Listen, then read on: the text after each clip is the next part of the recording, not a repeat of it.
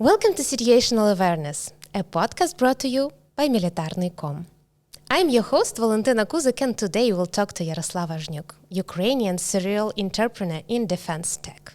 He'll talk about his future plans, insights, and calls to venture investors.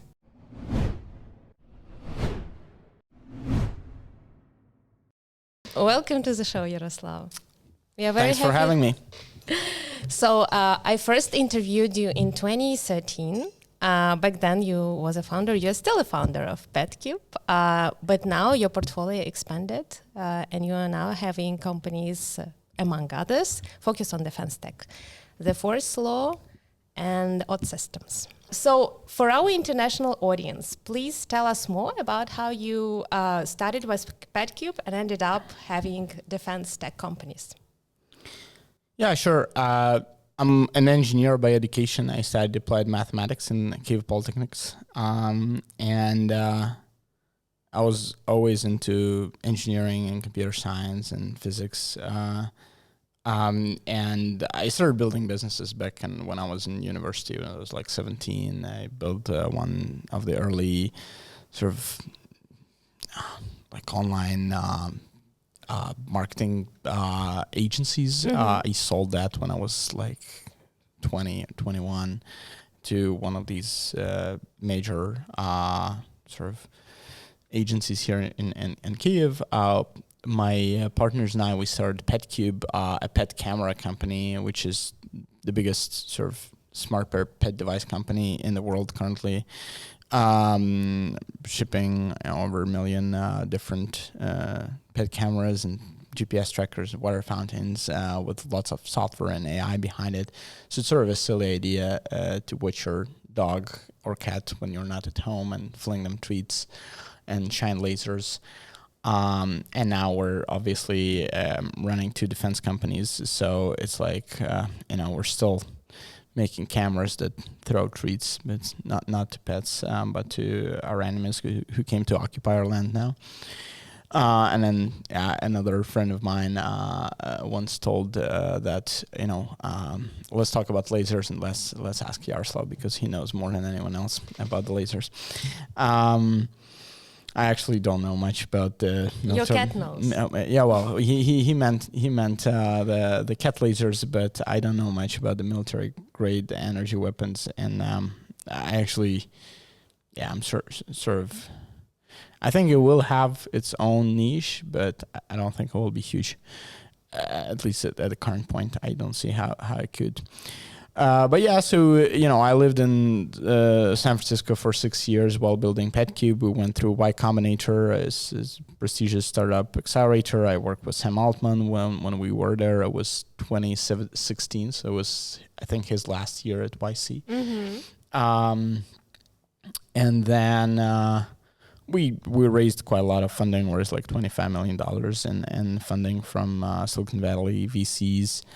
And I moved back to Ukraine in 2020. I also started a couple other companies. One is a boutique but very successful design agency called O0 Design. Another is this financial planning and analysis startup called Fuel Finance.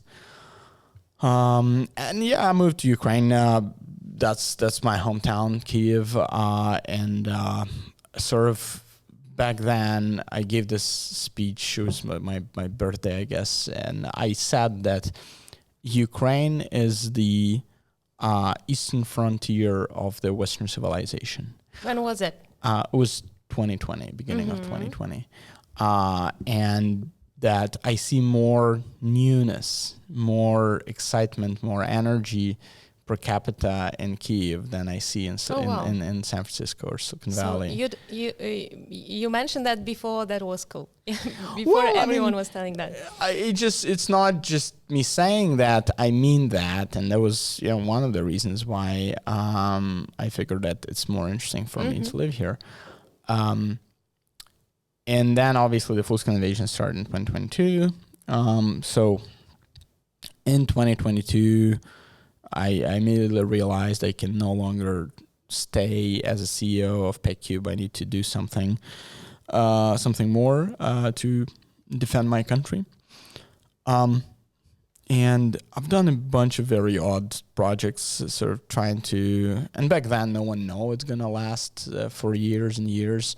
So we're trying to do whatever we can. We were, advocating and reaching out to American senators and Congress people, trying to. So more like communication work. Yeah, like influence them. There was this Lend-Lease law in the U.S. It was about to be passed, so we were lobbying for that. And then when it was passed in May 2022, we were very excited. Maybe there was a little bit of our effort there. So just a group of Ukrainian American entrepreneurs. And then we launched this project, Spent with Ukraine, which showcase was like a gallery, like a curated section of top Ukrainian brands and products, just to showcase that Ukraine has a lot to give to the world. And there are so many companies that people don't know have Ukrainian roots, such as PetCube, such as Ajax, such as Grammarly, such as Preply. But then others from sort of non-technical world that create clothing brands or home brands or even educational apps, etc. So we did that, and then I mentored a bunch of companies, helped to start a few projects here in Ukraine connected with defense, such as Brave One and D3.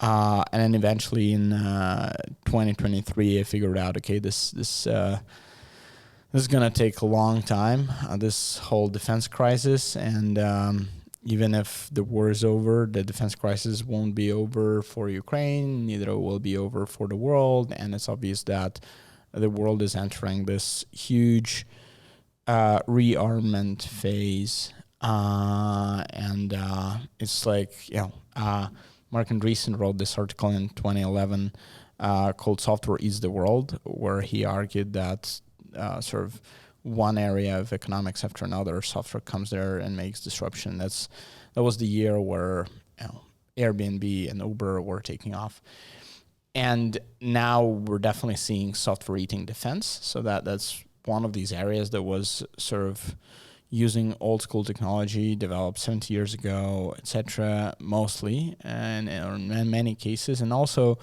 old school approaches to doing business and to implementing technology, and now there's this whole new world of software, internet connectivity, startup culture, fast iteration, lean sort of ideology, lean approach, and all of that together now leads us to the next stage of rearmament, which will be happening around the world, which will be centered around many new concepts, not just drones, but also software on itself, even without the AI. Then AI, of course, on top of that. Then inexpensive sensors. Then what is called mass, right? So many inexpensive objects, so to say, instead of few expensive ones. And I say objects because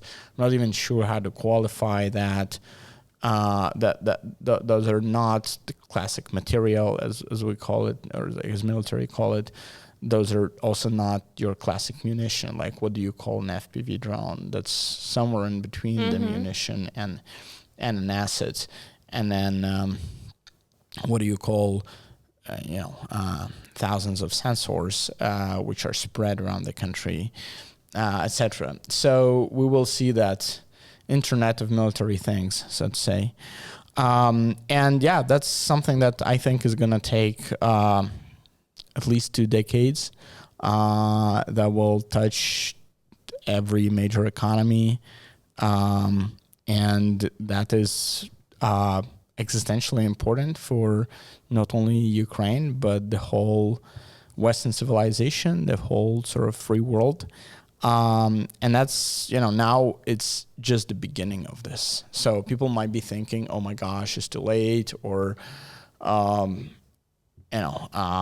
we're close to the end of the conflict or something like that. But it's not nearly even close to the truth. It's obvious that at least for the next 2 decades, there will be very rapid innovation in the space, and there is so much more stuff that will be built. But do we have those 2 decades? Do we have the time? Well, I mean, obviously, we don't necessarily think about building today something that will be used 2 decades from now. I'm an optimist, so I think the world will still exist in 2 decades. Wow. Yeah. What do you think? Well, I think that that's what I hear from people that I'm interviewing. They are saying we now have a lot of conferences in Europe, about the need to rearm and, basically the urgency for most of European politicians and experts became clear after the Munich.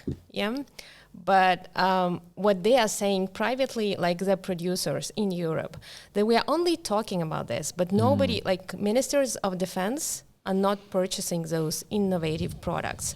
What they are buying, the tanks and large vehicles, because it's easy, it's understandable, and it takes lots of times and efforts to actually advocate for those innovative equipment to be bought by the ministries. I think that it is probably different in Ukraine.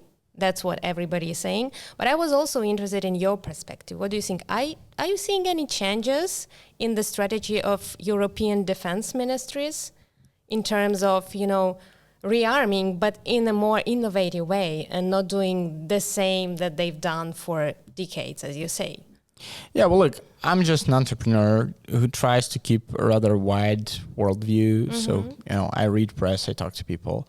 But I'm still very much a neophyte in the whole military space, and I'm very conscious of that. And then obviously I don't have much insights from the European generals and heads of ministries of defense and so on. One thing that I sort of start to believe as I learn more about the space is that you cannot win wars with drones alone. And, whatever hipster engineer comes to you and tells you that, they're going to defeat everyone with this super prepared invention. Yeah. You still need armor, you still need artillery, you still need communications, you still need infantry, you still need all the assets of the classical combined warfare. It is just that there's this new class of drones and they increase complexity, just like, some time ago aviation appeared or heavy armor appeared and so on. And it does not make everything else obsolete, but sometimes it does. Like horses became arguably obsolete, like Who cavalry. knows? Russians still use some mules, right, as we can see. But it rather just adds another layer of complexity. So that's what I think is happening with all the new assets we're gaining. And then what is ahead of us is yet another layer of complexity with AI being actively used in various fields of warfare, from individual assets having AI-aided functions to AI for tactical, operational, strategic planning, information analysis, etc. I definitely think that we will have the 20 years. The world won't end. I definitely think that in European capitals, there is the reluctance you were talking about. I went to Davos early this year, and then I went to France, and I talked to a number of people, and I had this feeling like I'm watching the sequel to Don't Look Up. I was basically telling everyone that, hey, this is exactly what we were doing in Ukraine between 2014 and 2022. We were thinking, oh, yes, of course this cannot happen. Putin cannot be so stupid, and this cannot happen because this is so horrible. We don't even want to imagine this, so therefore this cannot happen. And that's exactly the feeling I had from visiting these European capitals. And then I went to another event, the Land Euro conference of American forces in Euro in Wiesbaden a couple of weeks ago. and there obviously it's a specialized event. So there I heard a different tune. It was more like we got to catch up with what the Ukrainians know how to do. But these are the military, right? So at least there they are, I think, tuned more appropriately to what would seem to be appropriate from a Ukrainian viewpoint. At the same time, like one thing that's also very clear to me is that for the United States of America or for the Great Britain or France or Germany, the kind of war they might be fighting or kind of conflict they might be using their armed forces in will most certainly be very different from the one that we do have in Ukraine now. So we saw some of the power of the Western assets in the operation in Iran recently, but no one can really predict how this will look like. I don't think and that when it will actually happen. Exactly. I don't think anyone has a very, very good idea of that. One thing that is clear that you got to learn from what's going on in Ukraine and Russia. So I think that is interesting. And I heard recently from someone in one of European capitals that they're basically analyzing and strategizing for what if their city has to withstand thousands of shahads per night. So for me, that was a very good sign, I think. However, one thing, talking is one thing. Yeah. Actual budgets and procurement is Exactly. another thing. Yeah. And it's a very interesting point because I think even in the countries that kind of recognizing the threat, let's say the Baltic states, they're looking into drones, they're trying to buy something and to train their military. But at the same time, this is a very interesting point. I haven't heard before, but I've just heard it from you. And I kind of agree with that because the conflict for them might happen like in 2 years when the technology that they are using today might be irrelevant already. They might face it in a different way. So it's another challenge, like a serious challenge. I personally don't know how to handle it, probably. And we'll talk about it later today. Maybe building something in Ukraine, having those offices open in Ukraine, having this participating kind of in this communication with Ukrainian military, trying to handle this innovation cycle, stuff like that. Maybe they will help them somehow. However, I don't think there is a strategy to be prepared 100% because this is so rapidly developing. Yeah, well, I think definitely from the point of view of sort of doctrinal point of view, there is a big step change between what was before 2022 and what we and the world globally understands about the modern warfare now. And even if there is some shift between now and 2027, as you say, it won't be as drastic as it was between 2022 and now. So definitely, what we're seeing is our partner countries beginning to form units within their military and structures within their military who are in charge of, learning how to use all kinds of different drones or UAVs or unmanned systems, because could be also land systems and sea systems, and how that integrates with the whole chain of command and with all the combined arms operations, etc. So that's one side, right? How does the army or how does the military react? Another side, how does the procurement react? Another side is how does the training programs evolve? Another side, I guess, again, is in doctrines side of it. So I think all of these movements definitely make sense, and obviously these are large mechanisms that can't even move that fast. But yeah, like in general, I have this unfortunate feeling that unless there is some horrible tragedy, some sort of Pearl Harbor moment for our Western partners, they won't get to the speed that is really needed to be ready to face the threat they're facing, because look, there are two militaries in the world which are the most sort of versed and ready in the modern conflict. Those are Ukraine and Russia.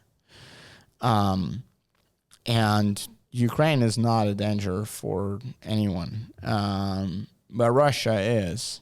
And then, Russia collaborating with North Korea and China and Iran, that might pose danger as well to a broader set of countries around the world. So I don't think there is anyone in the world outside of Ukraine who's ready to face what Russia can bring to the battlefield. And unfortunately, it seems like no amount of training will allow any military to catch up with that. Obviously, they have other great assets of this sort of old school warfare, and that's fantastic. But yeah, it's like, everyone's got a plan before they get hit in the face. Yeah, exactly. We touched a little bit upon AI, and I had a question that I planned for the very end of our conversation, but I'll use it now. So, Katarina Bondar, a fellow of the Center of Strategic and International Studies, recently said, and I quote, "The AI we are seeing on the battlefield, Ukrainian technology and innovation, is open source. Currently, the Ukrainian commercial startup sector has reached its glass ceiling. To break through, we need more R&D investment and deeper work on core technologies. Surface-level AI won't cut it anymore. The future of Ukrainian AI depends on the level of investment and government commitment." Do you agree, and can you comment on that? Because that was actually the first time I heard that, like, we reached the kind of a glass ceiling, and it sounds like a threat. Yeah, I don't really know Katerina personally. And, I don't know how much experience she has in the field. I would not generally agree with the statement. So I would not agree with the statement that there's some like open source AI. Is like, what does that even mean? Mm-hmm. But I would definitely agree with a part of the statement that this area is critically underfunded, and like in general, it's ridiculous how underfunded the whole Ukraine technology innovation is. What gets funded is because of how the governmental procurement system works. The government is ready to procure assets that work. Therefore, companies which are selling assets that work are making the money on it, and therefore making the margin, and that margin can be reinvested in new R&D. And it usually gets reinvested in more sort of the same. Mm-hmm. So therefore, we had these. So it's very short-term investment, actually, yeah. Somewhat short-term thinking, as compared to, for example, when you partner with someone like venture fund, who might come in with hundreds of millions of dollars and say, okay, we want you to do 100x in our investment over the next 10 years. And you have 10 years to actually build some significant technology. Well, maybe not 10 years to build, but at least 3 years to build or something like that. And here it's a much shorter cycle. So companies are thinking, and it is obvious, and it's also good because companies is thinking, okay, how can I create a value for the battlefield as soon as possible? And there is a lot of innovation happening in these technologies that were originally sort of a low-hanging fruit. So we're talking about the FPV drones, which have completely changed the battlefield. It's like this new category which didn't exist 3 years ago, and now is causing 60 to 80% of casualties. Mm-hmm. In sort of this smartphone of the battlefield, which is so ubiquitous, used for a dozen different purposes, and also only costs $5,000, and can do all of these incredible things. So that area appeared, and then you have the sort of deep strike drones, sort of a separate major segment, and you have the radio electronic warfare, a separate major segment, and then you have things like land vehicles used for logistics and evacuation, etc. so slightly smaller than the previously mentioned segments, but also evolving. And then you have the sea drones, and then you have the whole sort of reconnaissance drone space. So those are some of the major segments. However, those were the ones that were able to pick up and grow with relatively small investments. I'm talking, hundreds of thousands of dollars to millions of dollars, right? But when we're talking about something that requires much bigger investment, that field of potential innovations is still very widely open. And some of the companies which are able to amass the capital, and there are many companies in Ukraine which actually made a lot of money over the last few years. So, Are your companies one of that pool? Well, it's all relative. I wouldn't comment on that. But if you just look at whatever, $2.5 billion US dollars that the Ukrainian government spent on just procuring the sort of kind of new warfare assets, right? The drones, the electronic warfare, etc.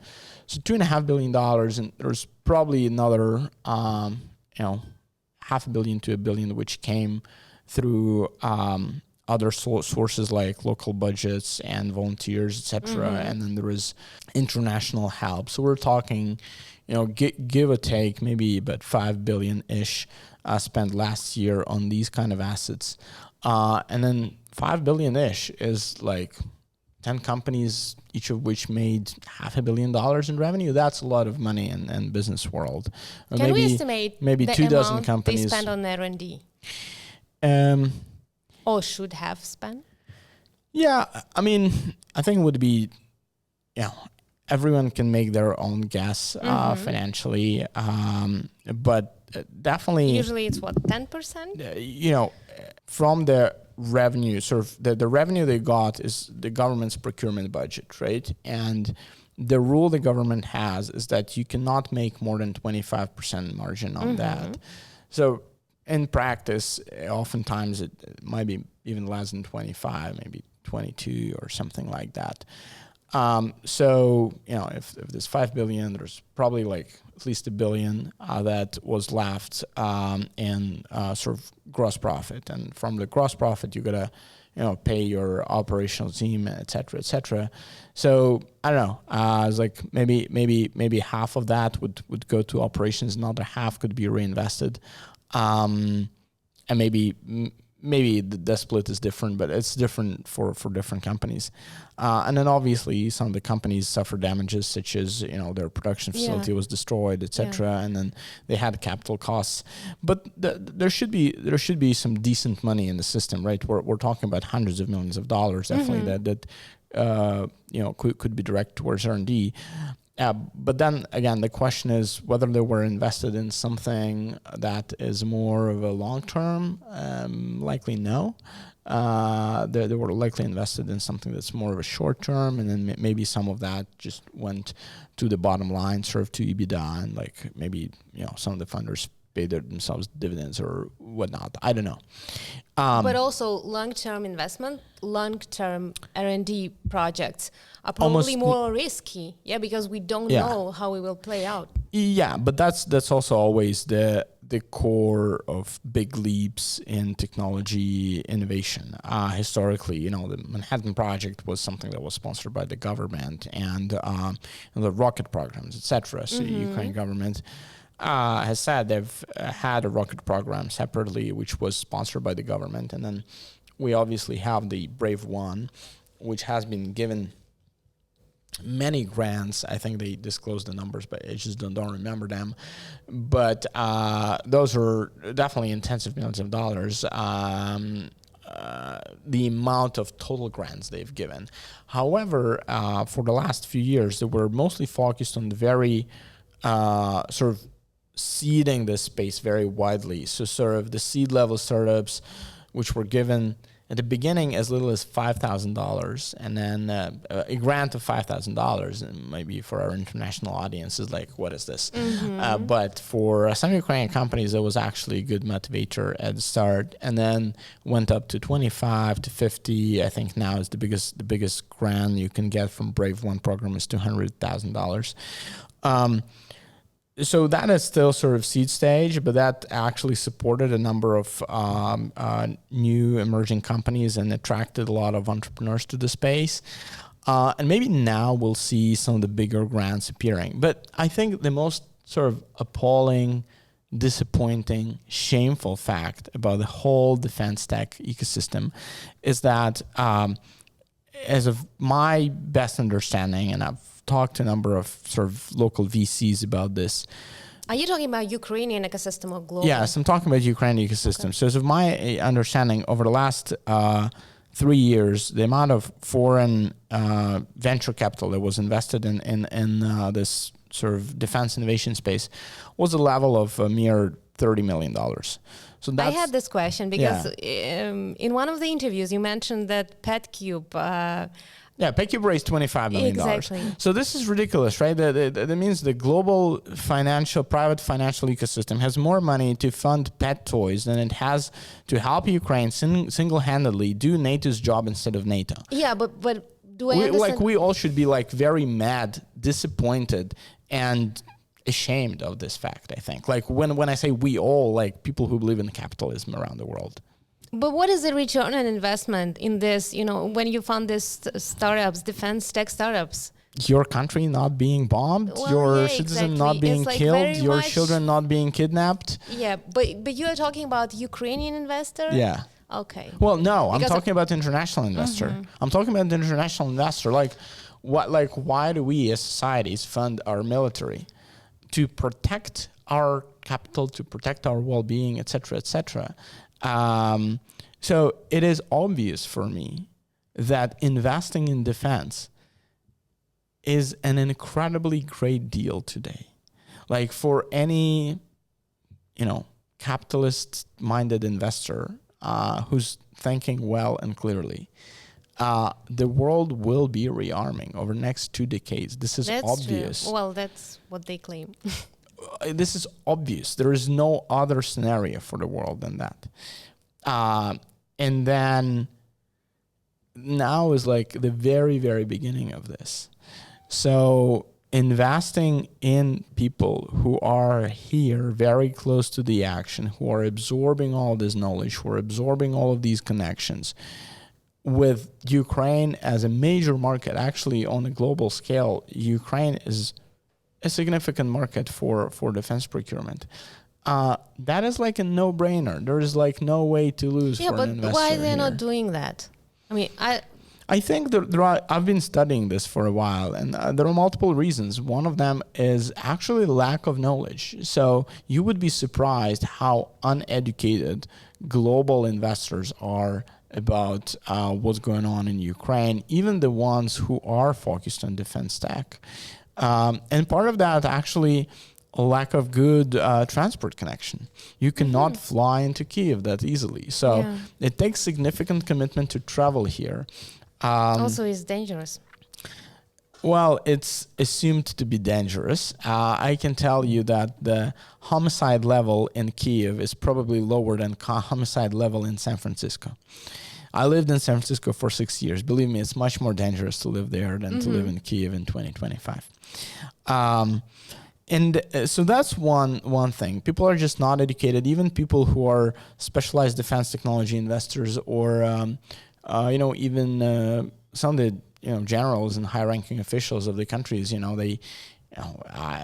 so sometimes you ask them, okay, do you know can you explain the difference between an FPV drone and a what they say, Mavic? I've seen the photos. Yeah, well, I've seen the stories, yeah. But the good question, can you explain the difference between an FPV drone and a Mavic? And if someone cannot, then that's a test you can do. I know if this is the camera that's filming me, you can test yourself, right? If you cannot, but you want to be in the space, you got to read more. So that's one of these things, but there are many of such examples. Another sort of misconception or myth is that people think that in order to invest in Ukrainian founders, you got to invest in Ukrainian company. And Ukrainian company, as we all know from various American media, Ukraine is very corrupt.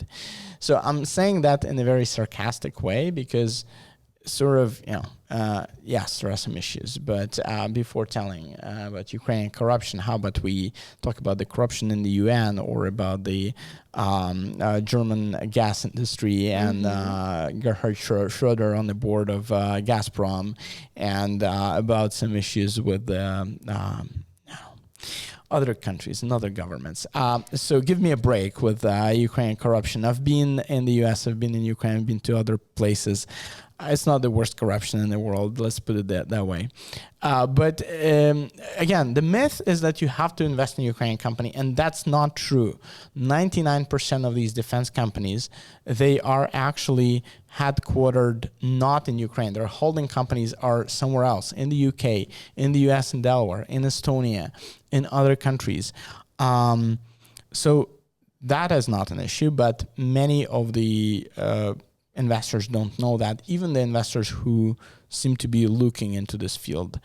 Then, the classic venture industry that has been the main engine behind this modern technological progress. They even invented the word or the phrase for it called the techno-capitalist machine, which is the combination of private market stock exchanges, the entrepreneurs, the venture investors. So all of that is the venture, as the techno-capitalist machine. So that machine is fueled by these classic agreements that investors, managing partners of the venture funds, have with the people who gave them money, or organizations who gave them money, which are known as LPs, legal partners. So the classic agreement for those funds says that you cannot invest in anything that involves human trafficking, drug, and arms trade. Therefore, anything that can be qualified as dual use is immediately disqualified by those agreements. So obviously those agreements are sort of obsolete in the modern world. They're sort of the Francis Fukuyama end of history era, and that is not relevant now. But it also takes time for these fund managers to raise new funds, to change these LP agreements, to be even legally able to invest in these countries. And since there was no Pearl Harbor moment, for the lack of a better definition, they are not in a huge rush, so to say. And then I think the final reason why we have not seen more investment in the space, I would say, is just the lack of political definitiveness of how the whole story with Ukraine ends. So if you were a rational private capital investor in the UK or US or Germany, you look at Ukraine and you're still not 100% sure how will this end. Maybe Russian tanks will be here in Kiev in a year. Who knows? From where we sit in Kiev, we would probably say, no, this is a very unrealistic scenario. Okay, but I mean, if the company I'm investing in is in Estonia and Russian tanks are in Kiev, it might be a chance they will be in Estonia. Absolutely. So that doesn't add more incentive to invest for the private investors. They're more likely to, a British investor is more likely to invest in some startup in the UK, which is building something with drones. Definitely doesn't have nearly as much experience, as much cutting edge as some of the companies in Kyiv or Kharkiv or Dnipro. But at least these guys are easier to understand, and they're here in London, and they will not be killed by a Russian rocket. So that's how an investor might think. My point is that is not thinking based on numbers, right? So if you think based on numbers, you take sort of mathematical expectation, the probability of risks to Ukrainian founders, and then the probability of sort of their success and their technology being superior, et cetera, and allowing you to capture a bigger share of global market. And you compare that with the same mathematical expectation of risk and outcome for a British company. as a good fund manager, you would be supposed to allocate a good chunk of your assets and portfolio to Ukrainian companies, which currently is not happening. Therefore, I assume it's not. The analysis is not being done quite rationally, but again, the biggest reason for, in my opinion, is just lack of information. Like, I guess my point, if I was an investor from the US or the UK and I knew what I know now as an insider of Ukrainian defense industry, I would be investing a lot here.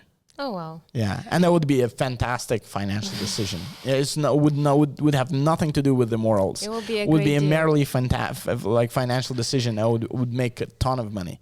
Okay, but then the question: you mentioned that an average investor would probably more likely fund the London-based company that doing something was wrong. That's a quote. That's what we you saw said. that. Like but Helsing just raised 600 million euros, right? Okay. Is it possible to build something meaningful without being very much engaged into what Ukrainians are doing, having a Ukrainian team, having somebody on the ground, communicating to Ukrainian military?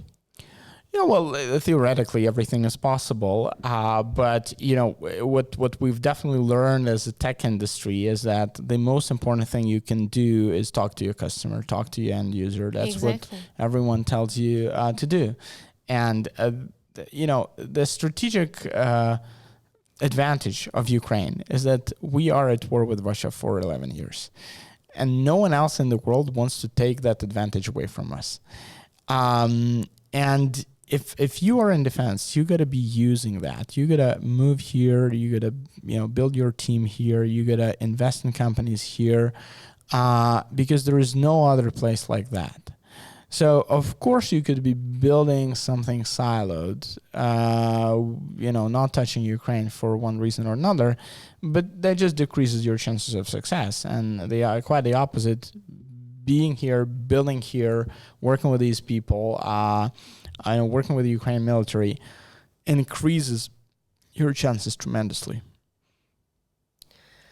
Okay, great. I had a question about the investment, and you're very passionate when you're talking about it. It seems like you are pitching to investors. I believe you're doing it the same way when you're talking to investors. And I sort of stopped doing that. It's like, why? Sometimes investors want to talk to me, but it's just a waste of time most of the time. Oh, wow. Yeah, but like you managed to actually draw some investment to your companies. I did, yeah. But my time is usually better spent just sort of building and then servicing the Ukrainian military than trying to explain something to investors. Oh, wow. You told me before that you are an optimist, and it sounds really desperate. No, why? It's not desperate at all. Like we are making good money selling our products. Like they're very much in demand. Army? Exactly. Are you looking into, by the way, and the amount of European acceleration market? I could get from talking to dozens of investors and raising some money, doing that proactively, that amount of acceleration does not justify the amount of deceleration that I'm getting by spending my time talking to these investors. So therefore, I have maybe a privilege now to only talk to investors who come to me themselves, and then that's how we raised the funding that were raised for the fourth law recently. And Odd Systems, my partners and I, we just self-funded that, and the company is actually doing very well, and we currently are not even seeking the investment. Oh, wow. Okay. My guess would be that you're looking into European market, if we may say. Of course. I mean, yeah, I'm like, and you European, do have some partnerships. It's quite the opposite. It's actually European market is looking into Ukrainian companies. Like they come to us. It's not like we have to go there. So the Danish, your recent partnership with a Danish company, is basically they coming to you. Well, I mean, it's always the two-way street. But maybe we should tell our viewers what my companies do actually. So there are two companies that I'm involved with. The first one is called The Fourth Law, and that is a company building autonomous systems, fully autonomous systems for UAVs. As well as autonomy modules, which can be equipped onto different types of UAVs. And the second company is called Odd Systems, and that company specializes in cameras. And especially we currently are working on thermal cameras called Kurbas, which have been a big hit. And we also manufacture drones. So in a way, the Fourth Law is more of a software company, and Odd Systems is more of a hardware company. But yeah, so what you were referring to is that we recently had a few media announcements, and we announced with the Fourth Law, we first introduced, I think, the world's first video of systematic use of AI on the battlefield, where AI drives drones in terminal guidance phase to destroy enemies and enemy equipment on the battlefield. And then we also announced that the Fourth Law raised some funding from both American and European investors. And the second news that came recently is about the second company, Odd Systems, which I'm a founder of, but not a CEO of, so to say. So Odd Systems recently announced its partnership with TERMA, a major Danish prime. They partnered on developing an AI-powered interceptor platform for interceptor drones. So yeah, that was a very significant partnership, I think, for any kind of Ukrainian company. There are not many of such deals. And I mean, so far it's been great. Actually, it's been overcoming my expectations in a way that I know. Since TERMA is a huge company, but they managed to build the organization in a way that the unit that we work with, they behave like a startup, so we can move really fast with them. And I think that's like a great example for any kind of other Western company that would like to partner with So how is your partnership exactly structured? Well, I cannot go into much details, but it's basically two teams working together on creating this AI-powered interceptor, bring their expertise. So TERMA is known for their sensors. They do a lot of stuff for the F-35s. They do a lot of sensors for the submarines and different sea vehicles. And Odd Systems has big expertise in actual drones, and we've had our interceptor platform for about a year now. So that expertise is being combined to create these AI-powered interceptors, which, when we're talking about interceptors, every person might imagine something different. So I would define the field as intercepting all kinds of enemy assets, from like FPV drones, sort of tactical strike assets, to tactical reconnaissance like Mavic, to operational reconnaissance like ZAL and Orlan, and to sort of operational or strategic sort of deep strike assets like Shahed. So those would be four rough categories where you would need interceptors. And we have hopes that we'll be able to develop a platform which will cover the spectrum. Oh, wow. Sounds really cool. Defense Tech Valley, is it the term that you came up with? Yeah, Defense Valley. I think Ukraine is becoming the Defense Valley. Yeah, can you tell us a bit more to our audience about this concept? Yeah, well, look, I lived in Silicon Valley for 6 years. I love the place. And at some point, I was, I met a defense tech founder who came from California, actually. And we meet at his hotel, and we walk down the street for 5 minutes, and we meet another Ukrainian defense tech founder just by walking down the street. So I introduced two of them, and they have a quick chat, and they exchange business cards. They'll probably do some business together later. We go and we sit in a restaurant, and we order something. And before our order arrives, there's another defense tech founder strolling by, and it's like I pull him over. Also and Ukrainian, and I introduce two of them as well. And I keep seeing a lot of this. So just bumping into these people on streets, in cafes, on conferences, etc., making these connections, seeing these connections evolving into something great, doing the same between the founders in the military or different people in the ecosystem. So that to me gives very much the Silicon Valley vibe. And then obviously the energy, the speed with which the innovation is happening, how fast these iteration cycles are happening. Like tonight I can, finish a new software build for a drone and go ship the drone with Nova Poshta, Ukrainian postal service. Go ship it somewhere to Konstantinivka, right? Which is in Donetsk region, and it will be picked up tomorrow morning by one of our soldiers. Will be used on the front lines, and that evening or the next evening, I will get the videos and the feedback. So that's try replicating that in Brussels, or even in California. It's just not just impossible, even unimaginable. Okay. So that only can exist here, and along with the ecosystem of people who are doing recruiting, legal, media, like yourself, like Militarny, right?